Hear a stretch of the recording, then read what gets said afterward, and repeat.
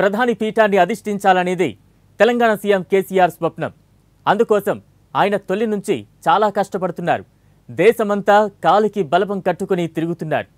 వివిధ రాష్ట్రాల్లో ప్రాంతీయ పార్టీల నాయకుల ఇళ్లకు వెళుతున్నారు. విందులు స్వీకరిస్తూ బంధాలు పెంచుకుంటున్నారు. ఇవన్నీ బాగానే ఉన్నాయి. కానీ ఆయన స్వప్నం నెరవేరుతుందా లేదా అనేది మాత్రం సందేహమే.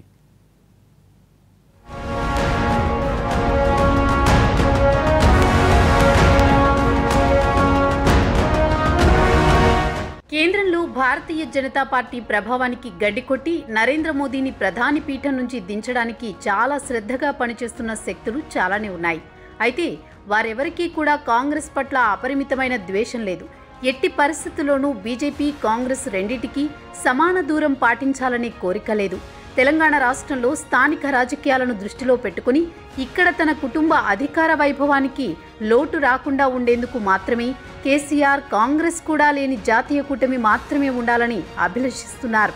మిగిలిన బీజేపీ వ్యతిరేక పార్టీలలో చాలా మందికి ఆ స్థాయి కాంగ్రెస్ వ్యతిరేకత లేకపోవడం కేసీఆర్కు ఇబ్బందిగా మారింది.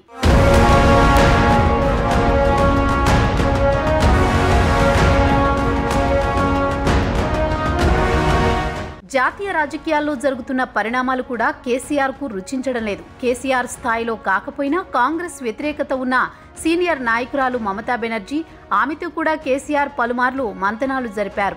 ఆమెకు కూడా ప్రధాని పదవి మీద ఆశ ఉంది. అయితే మమతా బెనర్జీ ప్రస్తుతం కేంద్రంలో బలమైన కూటమిగా ఏర్పడడం కోసం కాంగ్రెస్తో ఉన్న విభేదాలకు స్వస్తి పలకడానికి సిద్ధంగా ఉన్నదని సంకేతాలు వస్తున్నాయి. ఈ విషయాన్ని మోదీ వ్యతిరేక కూటమి ఏర్పడడానికి శ్రద్ధగా ప్రయత్నిస్తున్న మరో కీలక నాయకుడు శరద్ పవార్ స్వయంగా ప్రకటించడం విశేషం.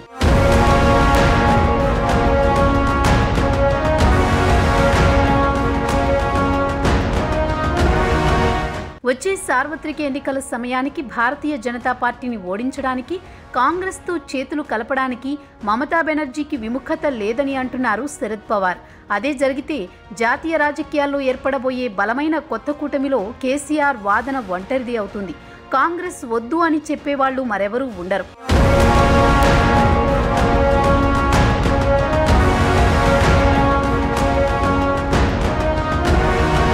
కేసీఆర్ ఇప్పటిదాకా కలిసి మంతనాలు సాగించిన ఇతర రాష్ట్రాల ప్రాంతీయ పార్టీల నాయకులలో స్టాలిన్, దేవెగౌడ, హేమంత్ సోరెన్, నితీష్ కుమార్, శరద్ పవార్ తదితరులు అందరూ కూడా కాంగ్రెస్తో స్నేహానికి సిద్ధంగానే ఉన్నారు.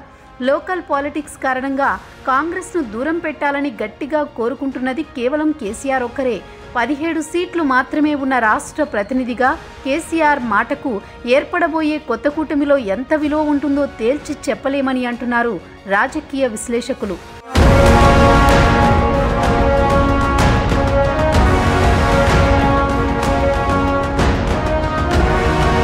కాంగ్రెస్ కూడా ఉండే జట్టులో కేసీఆర్ చేరితే అది ఆయనకు ఆత్మహత్యా సదృశ్యం అవుతుందంటున్నారు పరిశీలకులు. గతంలో మమతా బెనర్జీ నిర్వహించిన సమావేశానికి కాంగ్రెస్ పార్టీని కూడా ఆహ్వానించినందుకు నిరసనగా గైర్హాజరైన కేసీఆర్ భవిష్యత్తులో కాంగ్రెస్ పార్టీ లేని కూటమి సాధ్యమైతే ఎలా స్పందిస్తారు? ఒకవేళ ఆ కూటమిలో టీఆర్ఎస్ కూడా ఉంటే తెలంగాణ రాజకీయాలలో కూడా ఆ స్నేహం కొనసాగుతుందా? వారిద్దరి స్నేహాన్ని భారతీయ జనతా పార్టీ తన అడ్వాంటేజీకి వాడుకోకుండా ఉంటుందా? ఇవన్నీ సమాధానం దొరకవలసిన $1 మిలియన్ ప్రశ్నలు.